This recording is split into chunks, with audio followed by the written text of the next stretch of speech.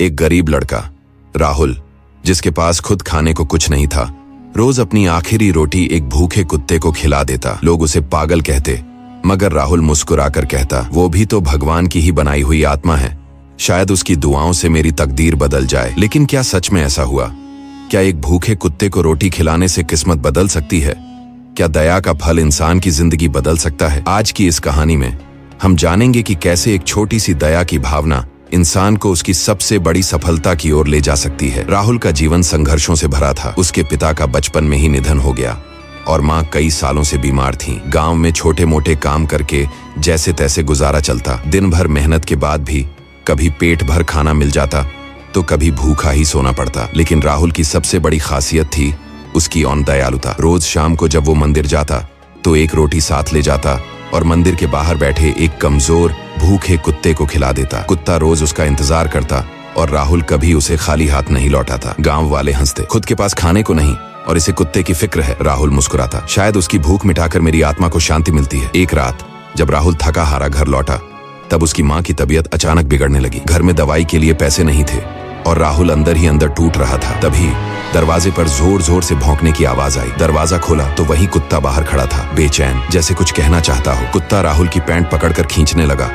मानो उसे कहीं ले जाना चाहता हो। राहुल पहले झिझका, लेकिन फिर उसके मन में कुछ जागा। उसने फैसला किया, चलो देखता हूँ ये मुझे कहाँ ले जाना चाहता है। कुत्ता राहुल को गांव के एक पुराने सुनसान कुएं के पास ले गया। वो कुएं के पास जोर जोर से भौंकने लगा और अपने पंजों से जमीन खोदने लगा। राहुल को कुछ अजीब लगा, मगर उसने भी जमीन खोदनी शुरू कर दी। कुछ देर की मेहनत के बाद उसे एक पुराना मिट्टी का घड़ान मिला। घड़े में कुछ सोने के सिक्के और एक कागज का टुकड़ा रखा था। उस चिट्ठी पर लिखा था, जिसने भूखों को खाना खिलाया उसकी किस्मत कभी भूखी नहीं रहेगी। ये सोने के सिक्के उस इंसान के लिए हैं जिसकी दया ने एक बेजुबान को जिंदा रखा। राहुल की आंखों में आंसू आ गए। उसे समझ आ गया कि उसकी दयालुता का इनाम शायद ईश्वर ने ही भेजा है। अगले ही दिन राहुल ने उन सिक्कों से अपनी माँ की दवाइयां खरीदी। धीरे धीरे उसकी माँ की सेहत बेहतर होने लगी। राहुल ने गांव में एक छोटी सी दुकान खोल ली जो कुछ ही महीनों में खूब चलने लगी। राहुल की जिंदगी में ये बदलाव आए। 1. आर्थिक सुधार, उसकी दुकान खूब मुनाफा कमाने लगी। 2.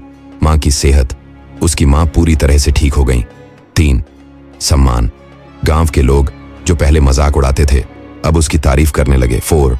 मानसिक शांति, अब उसके मन में कोई डर, चिंता या निराशा नहीं थी। 5. समाज सेवा, राहुल ने फैसला किया कि वो हर हफ्ते गांव के गरीब लोगों और जानवरों के लिए मुफ्त भोजन का आयोजन करेगा।